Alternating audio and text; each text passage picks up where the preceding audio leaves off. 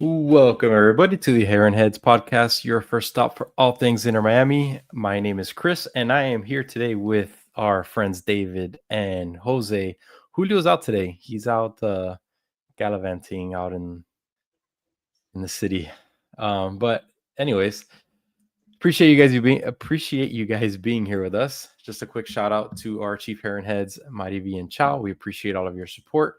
If you are so inclined to help us out, we do have a Patreon link below where you could donate and just help us out. And we also have other links for our socials, our merch store, our Discord that's always popping every day. So go check those out. Those are down below. And yeah, without further ado, we'll get into this one. How's everybody doing? It's been like about a week since we've done a show.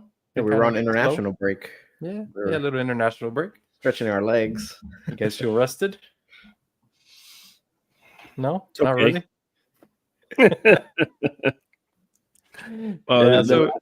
Our last showing as a club, still lingering. So you just kind of want to get a game out of the way. Yeah, I missed you guys. Unfortunately, I wasn't able to join for that aftermath. Oh man, I wish I could.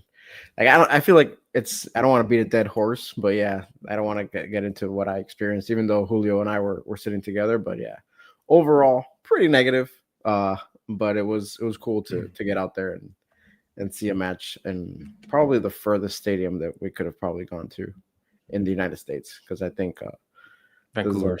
Vancouver. Yeah, but that's not in the U.S.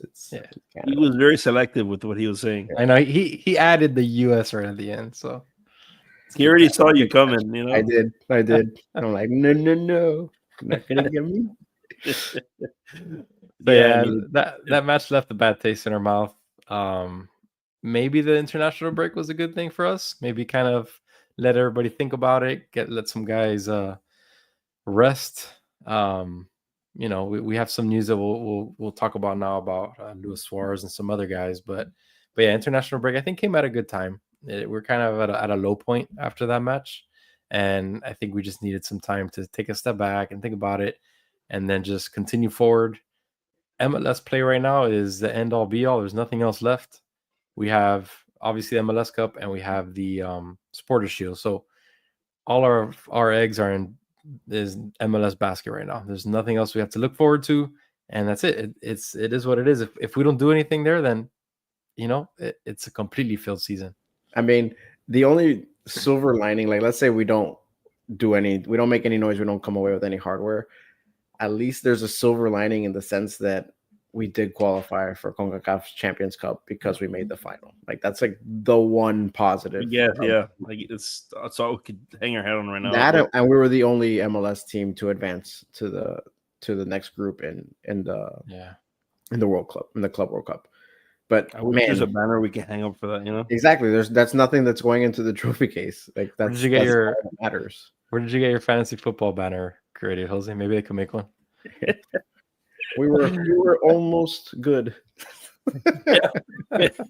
Made it out of group stage. Hooray! That's unacceptable for this team, man. We've said it the last few times. On paper, this team is one of the best teams in the MLS, but they can't put it together between Mascherano and I don't know what else is going on with the club. They just can't be a cohesive group like we saw Seattle play with the other day. We're not capable right now. I haven't seen it, at least.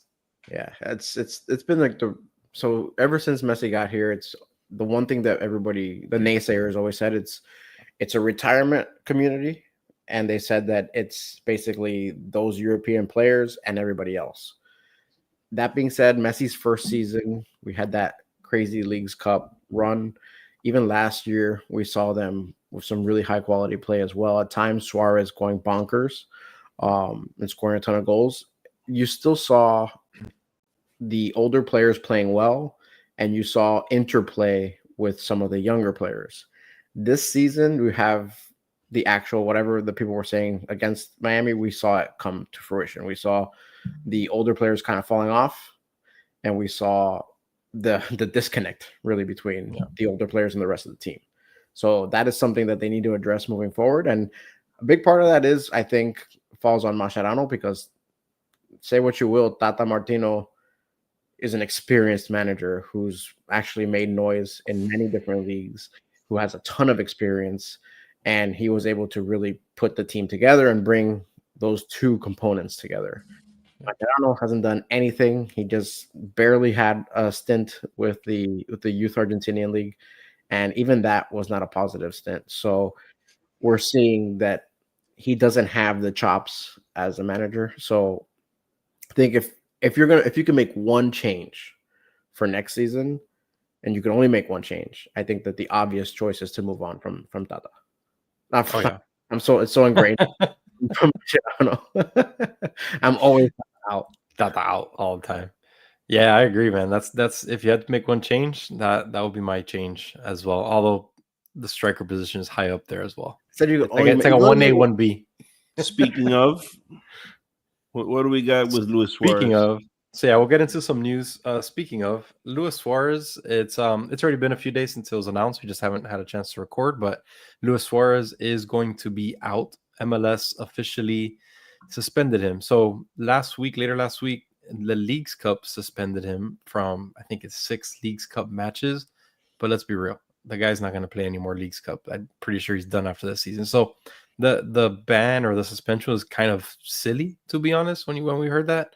Along with some other ones that they threw out there. I think Boosie was one of them as well, and a Seattle player or coach. I don't remember now. But coach, the one who just clocked one of our. I think he clocked. Falcon. Yeah, so that was the Leagues Cup, but MLS did do the right thing, in my opinion.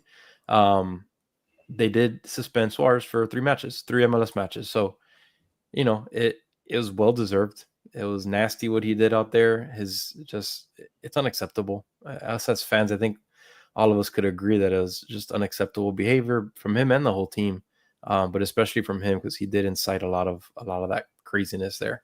And that was already happening.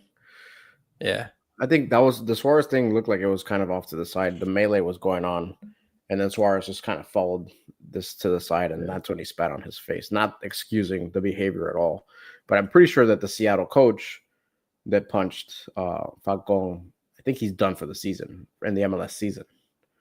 Well, I don't know. I didn't hear about that. What I heard about is it was a Seattle, not a staffer, but someone that was in the Seattle clubhouse, I guess we could say. He got his credentials pulled because they were misusing credentials or something like that. He got his credentials pulled. I don't know if that had anything to do with the whole fight and all of that. I'm not sure. But that was one of the rulings that they came out with.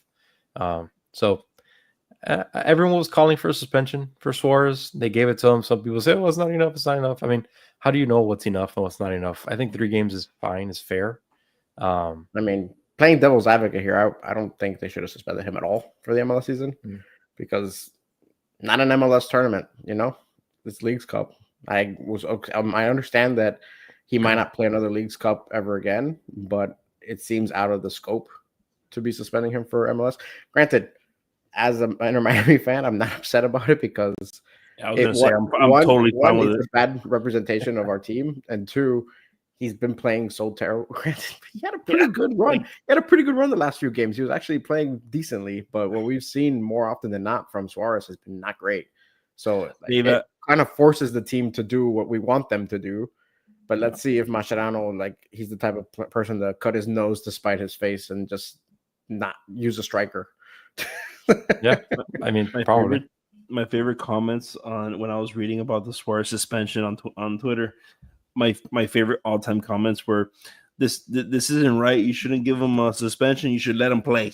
Let him play. That's the real. Yeah, that's how you'll really get into Miami. Force him to play, no substitutions. But I mean, they never take him off. Yeah. Or force him to play out of position. Put him in the Kramaski role. Yeah, there you go. Give him the Kramaski treatment. Don't tell him what he's gonna do. Just it's gonna be random. Put him at right back. Exactly. Yeah. Well, so we'll get into when we go into the Charlotte match quickly. We'll get into what we may see there. But some other news. We were on the international break, obviously. There were a couple injuries. Maybe they're big, maybe they're not. But one of them was Fafa. Fafa was injured in international play. That may be a big hit with the Suarez suspension. That would be a logical replacement there, but he won't be here Not sure of the timetable. Not really sure of the injury, to be honest. I just read up that he was injured. And second injury, someone that really doesn't matter at this point. We haven't seen him play much, but David Ruiz was also injured with the Honduras national team. So 2 injuries, which actually played against each other, funny enough. Honduras and Haiti. So 2 injuries and a suspension. That's what we got looking forward to. Messi's going to have to pull off some Messi magic. We got to continue this MLS run strong, like I was saying. And it's against Charlotte. Charlotte hasn't been the best form right now. They do still have Zaha there, who's been performing pretty decently, but we did beat him already. I think it was the first match of the season, if I'm not mistaken. We beat him. So, it's not a horrible matchup to come back with.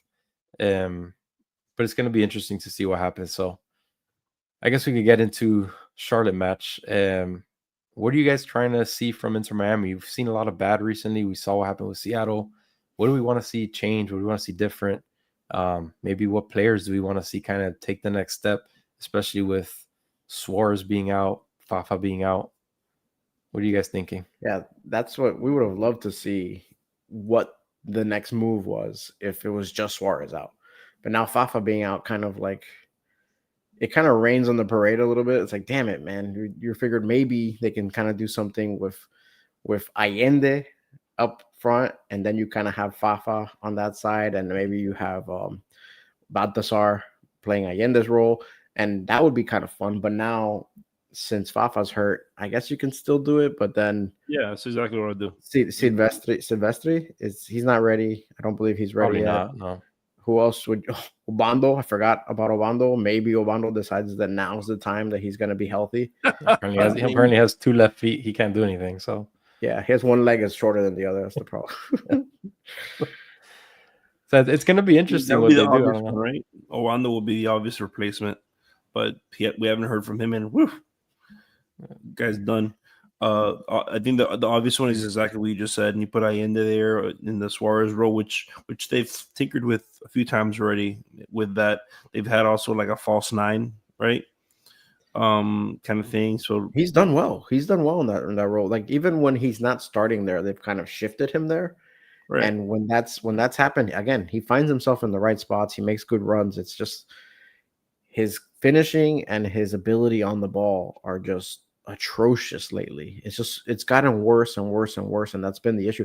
I think they mentioned it last show that I was literally crashing out in the freaking nosebleeds, because even from a mile high I can see what an easy opportunity he had to score, and it's just like the guy just won't. He just does not want to put the ball in the back of the net. He goes out of his way to screw it up, and at this point, you don't know if it's a mental thing or it's an ability thing, but either way, knowing that he's the last guy to play that position, it's not a great feeling. Yeah, I think it's really a consistency thing, because we've seen the ability; it's there. We see it every once in a while, but he can't do it consistently, and maybe that's why he's not playing in La Liga right now. Maybe that's why they loaned him out. Maybe that's why he's not really taking the next step in that league, because he's not consistent enough to be there. You have to be consistently good, and here we've kind of seen, we were so excited about it, and oh my god, this is great, and then all of a sudden he just went tank straight down. So it's for Vigo, huh? He has his contract is for Vigo, right? Yeah. Man, it would have been nice to send him back feeling good about himself. So not gonna send him back with his tail between his legs. Yeah. So yeah, I agree. I think Allende is probably the best option. Obando would be obvious, but we know how this team feels about Obando and whatever injury he may be dealing with. So Allende would be the natural one. People will probably say put Messi as like a false 9. But I feel like we tried that once this season and it looked really bad, to be honest. So I'm not sure if I'm a huge fan of that. It's just when they did try it, it's annoying because it could work. But when they tried it, they did something that we had been asking them to do with Suarez and Obando, is they had him at the false 9, and then all they were doing was crossing it into the box. But if Messi's your false 9, Like if you're playing that striker position, why are you doing those crosses? He's not going to win those aerial battles. Like that's not the best way to utilize Messi at that spot, and that's the only time I've ever seen them consistently do that. So if they had Obando in that position, fantastic. But I'm not saying that it won't work with Messi. Just you have to have different tactics, and again, it all falls back on who's calling the shots when it comes to tactics, and it's just not. It's not. We're never going to get a quality tactician with a Mascherano there. Yeah. So, and any other guys you guys want to see take a next step, or maybe an X factor for Inter Miami this weekend? Well, maybe Baltasar can take a next step. But if you said Bussi's not going to be playing this game, right? Yeah, he should be. He's suspended for Leagues Cup. Oh, okay. So he's not MLS. The only one that was suspended for MLS is Suarez. Right. Okay. Yeah, I thought the MLS must have seen the same thing that we saw. It was like a punch, but not like kind of like a. Yeah. It was like it disintegrated. Like have you ever seen how a cat like kind of like? Yeah. That's exactly what it was. It was like a push paw. Get away! And then they go after like a little hanging mouse on the string. It looked like he wanted to punch him, and then he's like, "Stupid." Not a good idea. Yeah, so I mean, I would like to see Baltasar, perhaps giving him a little bit more freedom to roam. Freedom to dream. Yeah, that's right. Stadium's looking great, by the way. Those are the only when I flew in from Seattle, we actually flew right over the stadium. I was like, oh my god, looks awesome. I'm done. They just started building more of the surrounding structures, so that's pretty cool. Yeah, but I mean, those are the only two players that we haven't seen a lot that we would love to see is Obando and Baltasar, because everybody else excuse me, David's dying. Everybody else that we would have liked to see take the next step, like David Ruiz, dead. Kremansky, gone. Like we keep seeing all these players being sold off. Like we don't even have Afonso to kind of like lean back on. Like there's a deficit of players, and big time. Like what are you gonna do? Put DePaul at striker? It's funny because I feel like Fafa and Ruiz, those two that you mentioned, Chris, that are injured, I feel like those are next to get shipped off. Like I don't know if we're gonna get anybody in particular back, but I mean I don't know. It has just like transfer written all over them. Luckily, transfer window is over for MLS, and I don't think they're gonna go to Europe. So I think we're safe for now. I know you can sell them to anywhere. I think wasn't there like rumors swirling about David Ruiz as well? I thought there was, yeah. I don't know.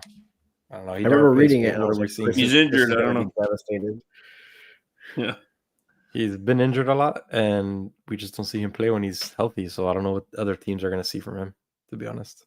But yeah, I want to see the defense, though. I want to see how they react or how they respond to the shellacking that they received against Seattle because they looked really bad. They look really bad, and they're playing, not the highest quality team right now, but Zaha's still dangerous, regardless, however, which way you want to look at it. We saw last time Frey took care of him, Bright took care of him as well. They shut him down completely. So maybe we're gonna see something like that in the back, or Bright at CDM and Frey at right back. So it'll be interesting to see how they go out and play defense this weekend. Having seen the poor play in the last few matches. Yeah, I agree. That seems like the way to go. The way they handled him back then with that Brighton Frey 1-2 punch against them. I think that's the smartest way of handling him back there, and then having Baltasar in the front.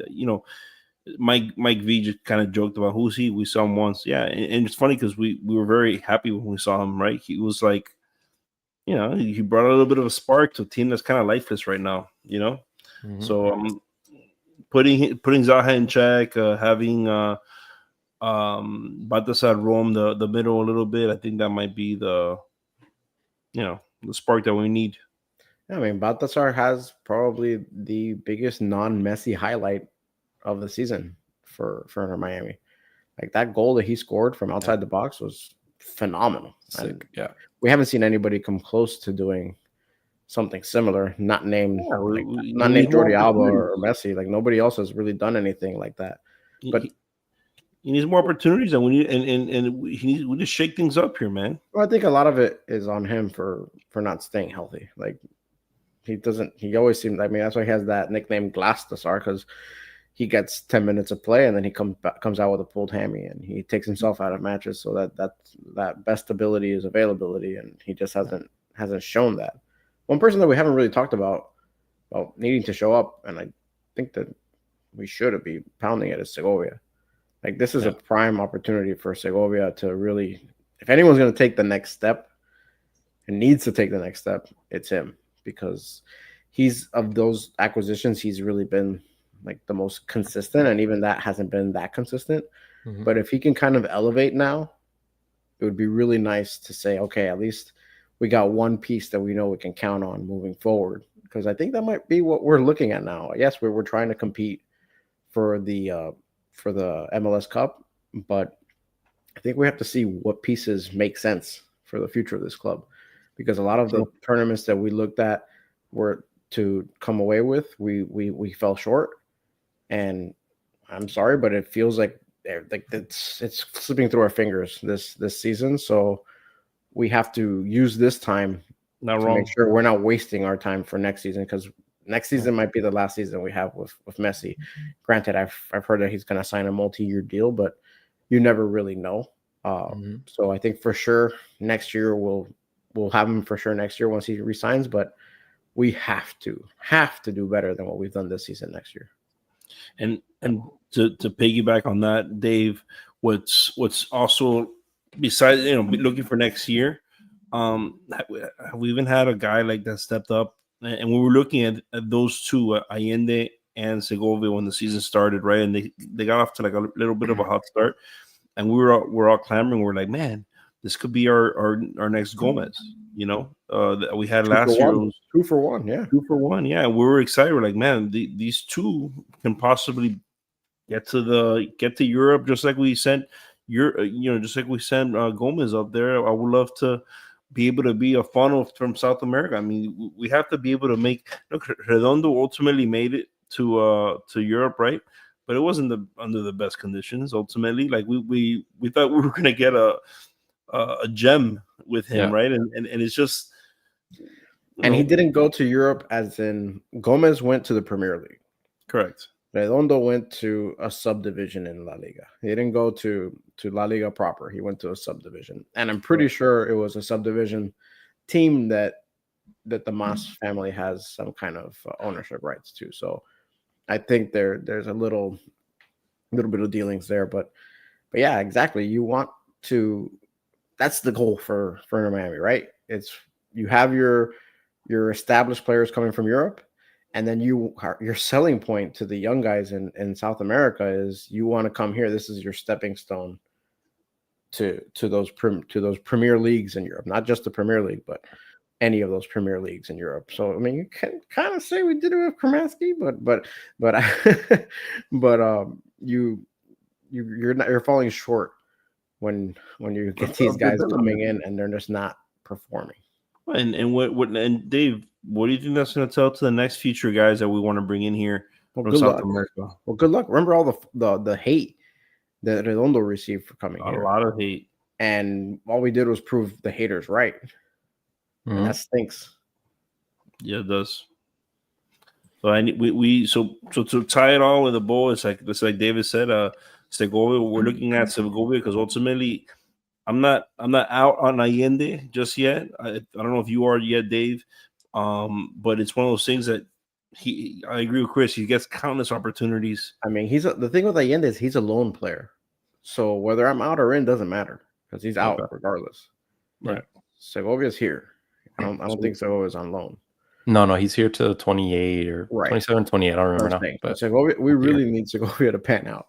Allende, I am sick of him. Like I think Julio mentioned it last episode that like me watching Allende that last match was like you watching Yedlin at the match that you went to. He was just haunting your dreams. It was despicable what we were seeing from Allende game in and game out, and Yeah, to this point, I'm done with him. But now with the Suarez suspension, you don't really have a choice because No choice. if Obando was healthy, fine. But yeah, if Obando was healthy, if they just said he was healthy, I would be at the stadium pounding on the floor saying, "Don't you dare let Allende start over a healthy Obando." Because of the way that Allende's been playing, he does not merit anything. And what's the point? He's a lone player. I mean, granted, so is Obando, but I mean, how many times are you going to keep smacking your head into the wall and saying, "I don't understand why my face hurts"? Like it's the same thing. Like he's not doing anything. Yeah.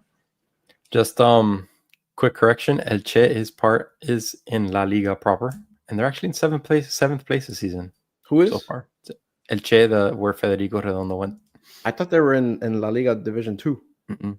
They're in first division, and they're in seventh place, so they're doing pretty good. I have no idea if he's even sniffed the pitch yet, but yeah, That's where my next question. I have no idea. I haven't kept track. When Gomez left last year, I was excited and I kept track of it, and I still keep track of him. Just because he's actually produced. Good. He was good. He produced for us. He was a quality player, and he left on good terms, right? But Redondo leaving is kind of like, we got shafted at the end of the day. We just made a bad decision, and we lost money on him, and it didn't leave a good taste in your mouth, right? So it's hard to follow someone like that, I guess. But yeah, that's where he's at. So I blame all of it on Mascherano. Yeah, I do too. You have a bunch of you take a shot on all these young talents. Yeah. And for each and every single one of them to take step backs, like when they first got here, honestly, all of them played well when they first got here. And then every game that went on after that, it kept getting worse and worse and worse and worse. Like our first matches with Redondo were like, wow, look at that. He seems to have something. Allende gets here. Whoa, wow, look at. I remember he fielded a pass that went over his shoulder. He caught it with his chest and he played it perfectly. He was even showing Kramaski how he did it after the match. Segovia was on fire. And then every single match after that, you just see it just declining and declining and declining. And the only thing that makes sense is that Mascherano poisoned them. There's no way around it. I agree. And the thing is, we were warned. You should send a tweet out, Chris. Breaking. He poisoned them. That's it. Confirmed.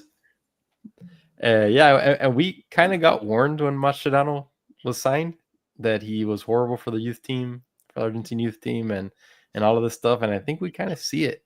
Besides the tactical piece and all of that stuff, he hasn't been able to produce or to take this young talent to the next level. Yeah, what has he done? What has he done? Absolutely nothing. Absolutely nothing. Like he's done nothing. He did pull off a great one by sitting in the stands and talking to the coach. He provided a great meme. Congrats, Mascherano. That's good. All right, so let's get into some predictions. Is Dave Stradamus here tonight? La Puga. No. La Puga. There he is. What is it? What do you have? La Paluca. Dave Stradamus, what did you got for us today?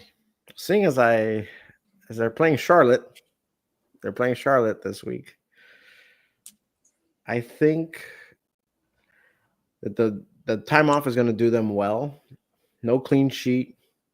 It'll be the boring outcome of a 2-1 victory, but it's going to be a pain in the ass. Like let's be honest. It's not going to be we're not going to go up 2 and then they're going to score 1 late. No, it's going to be 1-1 and then late in the second half we're going to get that game clinching goal, but not late enough that you're like, yeah, that's it. It's over. It's going to be they're going to score it and there's still going to be like 10-15 minutes left and then you have to like really clench your butt cheeks to make sure they don't equalize. It's going to be one of those types of matches. Oh, we love those. We live for those as Inter Miami fans, right? I'm predicting like some sort of a 1-0 win, something just very low scoring, low energy. Just low energy, right? They just came back from international break and they're like, look at you, how'd you do? Oh, whatever. Here we are in Inter Miami again. Last time I saw you were punching a guy. Remember? That was crazy. It's not, I don't know. Not excited for this one. Yeah, I'm hoping that this is some sort of bounce back game, but I just we would need to see more from those guys that we talked about, Dave. And Maybe if we don't Messi see comes that, bro, out. like it's not gonna result to any trophies if we don't see I that. wouldn't be surprised if Messi comes out with his hair on fire too, because he didn't play against Ecuador, and he said that no, my priority now is Inter Miami. So maybe we get an ultra motivated Messi now. I mean, not that he wasn't motivated before, but maybe now he's ultra motivated. 2 weeks of rest, you know. Go on, Maybe. Chris. Give us an 8-0 Messi 8-goal. No, that's not gonna happen. An 8-ball. But I am gonna predict that there's gonna be some fireworks. At the start of the match. match. Charlotte is, like I said, I don't find Charlotte as threatening. They are high-ish in the ranks, but seems to give up a lot of goals. So that's why I think there's gonna be a lot of back and forth. I think we're gonna see a 3-2 win from Inter Miami. They're gonna pull it out. Suarez not being there, I think, is gonna be a big help. We're gonna take addition by subtraction. That traffic cone is gonna be out of there, and I think it's gonna be a positive for us. So 3-2 win. I see Messi scoring a brace because he's brace man, and I'll give Segovia another goal as well. Man, Suarez has been lately. Suarez has been useful. I don't want to crap on him too much, because lately he's actually been useful, including that match against Seattle. He wasn't bad. He wasn't playing bad that match. It's just unfortunate that this is the way that we get him out of the lineup. There was no need for it to get to this point. This should not have been the way that we get our thirst quenched of not seeing Suarez out there. No, he should have had matches where maybe he doesn't start, or maybe he comes off for a supplemental striker. But no, this is what we've come to, and now we're clamoring for him to spit on someone to get somebody else in there. I'm gonna be honest with you. Also, I don't think it's a bad thing where Macanon never gives this guy a day off. You know, I think that's going to be very useful for him, for us, and for him, for us. You know, here's the thing. Let's say Obando plays. This is a theoretical situation that's not going to happen. Obando plays. He kills it over the next 3 matches. We'll never see him again. Once Suarez comes back, it's Suarez time, baby. And he's not going to take him off. Bro. Mascherano doesn't learn his lessons. Every time that he would be forced to put somebody on and they've done well, look at Baltasar, look at Fafa. Mm-hmm. We don't see them ever again. Yeah, but there's a 3-game stretch. If whoever you put in that role, I'm going to say right now, if they every single game score a goal, I don't see how they don't. The thing is, these guys need time. I don't think it's going to matter. Yeah, Suarez is still going to start. He doesn't learn, and he has his guys that they're written in pen in the starting lineup, and they don't come off unless they ask to come off. Yeah, I'm telling you, if and this is in sports in general. Unfortunately, injuries, suspensions, all these kind of things happen. You put a guy in there that has his head on fire. I don't give a crap how much. I agree with you, but logically, yes. But nothing here has been logically done since Mascherano's gotten here. There's a different set of rules. There's a different set of rules for certain players on this club. Yeah. It stinks, but it's been proven. It's been proven. The one time he took Suarez off without Suarez's opinion, Suarez barked at him the whole way out of the field. And ever since that point, he's not done it again. I don't care. Now he feels like he has to wait for Suarez to get a goal before he can take him out. Have you noticed that? There's matches that Suarez should have come off 20 minutes ago, and then he gets a goal, and he's like, okay, now you can come. That's why he's playing 90 minutes, because he doesn't get any goals this season. That makes sense. Genius. All right, so yeah, Charlotte, 7:30 Saturday. We should be live after for a post-match episode. So catch us then. If you haven't yet, please like below, please subscribe if you enjoy us, and leave comments, talk to us a little bit. We'll answer you back. So we appreciate you guys. Please leave comments, we need them. So we appreciate you guys. Thank you for joining us once again. It is the Heron Heads podcast, powered by 786 Sports, and we'll see you Saturday.